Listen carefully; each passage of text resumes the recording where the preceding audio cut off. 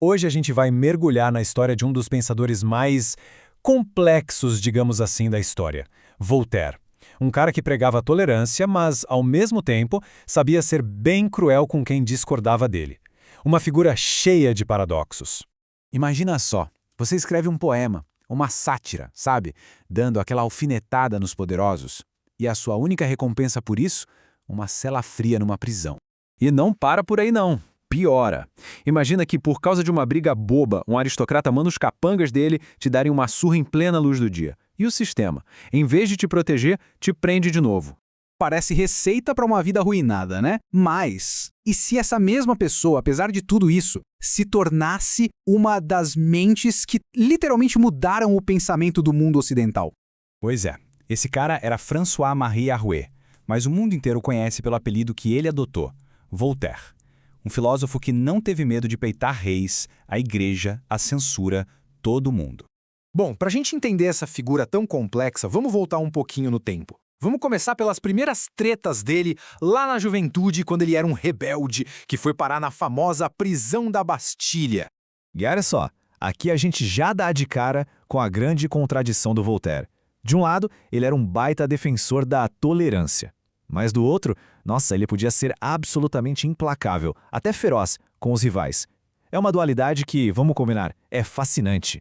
Essa linha do tempo aqui dá uma boa ideia de como tudo começou. Ele nasce em Paris, aí o talento dele para sátira e para criticar o poder acaba levando ele direto para a Bastilha. E depois para o exílio na Inglaterra, o que, como a gente vai ver, mudou a vida dele para sempre. 11 meses, pensa nisso. Foi o tempo que ele passou trancado na Bastilha, na primeira vez. E o motivo? Uns textos que ele escreveu tirando sarro da nobreza. Quase um ano inteiro de liberdade roubada. Mas aqui vem a parte mais irônica da história toda. A prisão, que era para calar a boca dele, acabou sendo o que lançou a carreira dele. Foi lá dentro, na cela, que ele escreveu uma peça de teatro que virou um sucesso absurdo. Ou seja, em vez de silenciar, a prisão fez dele um escritor profissional. Então, depois de ser preso de novo e ainda por cima espancado, Voltaire é forçado a sair da França. E o destino dele é a Inglaterra. E é lá que a cabeça dele vai explodir com um universo de novas ideias. Chegando na Inglaterra, ele encontra uma coisa que era praticamente impensável na França daquela época: liberdade de pensamento. Ele simplesmente devora as ideias de gente como John Locke sobre liberdade e se encanta com a ciência revolucionária de Isaac Newton. Foi tipo uma revelação para ele. Todo empolgado, ele volta para a França e publica um livro para divulgar tudo o que ele aprendeu. E qual foi a reação? A monarquia e a igreja surtaram, acharam as ideias dele perigosíssimas. O livro foi condenado e queimado em praça pública. E lá vai Voltaire ter que fugir de novo. Mas a vida do Voltaire não era só fugir e ser preso, claro. Ela também foi cheia de relações intelectuais muito, mas muito intensas, tanto de parceria quanto de rivalidade pesada. E talvez a pessoa mais importante na vida dele tenha sido Émilie du Châtelet. Uma mulher simplesmente genial, matemática, cientista, que traduziu a obra do Newton para o francês. Ela não era só amante dele, era grande parceira intelectual. Numa época em que a inteligência feminina era totalmente ignorada, Voltaire dizia que ela era uma das mentes mais brilhantes que ele conhecia.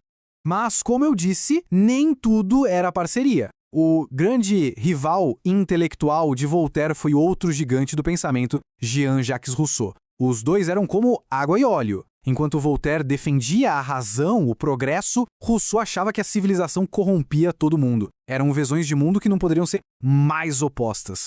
E essa frase aqui mostra bem o lado, digamos, afiado do Voltaire. Essa foi a respostinha sarcástica que ele mandou para o Rousseau depois de ler um livro dele. Mostra perfeitamente aquela contradição. Ele defendia a tolerância, mas não pensava duas vezes antes de usar a inteligência dele para ser bem maldoso. Mas apesar dessas contradições todas, foi na luta contra a injustiça que o Voltaire realmente deixou a sua marca na história. É por isso que ele virou um símbolo. E o caso mais famoso que ele abraçou foi o de Jean Calas, um comerciante que foi condenado à morte, de forma super injusta, por puro fanatismo religioso. Voltaire ficou indignado e usou toda a fama que tinha para lançar uma campanha pública gigante, denunciando o absurdo daquele julgamento. E deu certo. No final, a justiça reconheceu o erro e Calas foi inocentado. Infelizmente, só depois de morto. Essa frase famosa, Posso não concordar com o que você diz, mas defenderei até a morte o seu direito de dizê-lo. Olha, provavelmente ele nunca disse isso com essas palavras exatas, mas ela resume perfeitamente o espírito dele. A ideia de que a liberdade de expressão de verdade tem que valer até para quem fala coisas que a gente acha um absurdo. Esse é o ponto central. E com isso a gente volta para o coração da nossa conversa de hoje: as contradições. O homem que existia por trás do mito. Um pensador que é bem mais complicado do que parece à primeira vista. Porque aqui está a maior ironia de todas. Ao mesmo tempo que ele criticava o sistema, o Voltaire sabia se dar muito bem dentro dele. Ele juntou uma fortuna gigantesca, fazia investimentos super agressivos, emprestava dinheiro para a nobreza e ainda por cima era amigo de vários reis e monarcas absolutistas. Ou seja, ele era o crítico e, ao mesmo tempo, parte da elite que ele mesmo denunciava. Tudo isso leva a gente para uma pergunta final, uma pergunta meio incômoda, sabe? E que não vale só para o Voltaire, mas para quase toda a grande figura histórica que a gente admira. A questão é a seguinte: um pensador precisa viver de forma perfeita, sem nenhuma falha, de acordo com as próprias ideias? O valor do que uma pessoa defende diminui por causa das suas contradições pessoais? Ou será que as ideias de liberdade, de tolerância, de razão, têm um valor em si, não importa quem foi o porta-voz imperfeito delas? Fica aí a reflexão.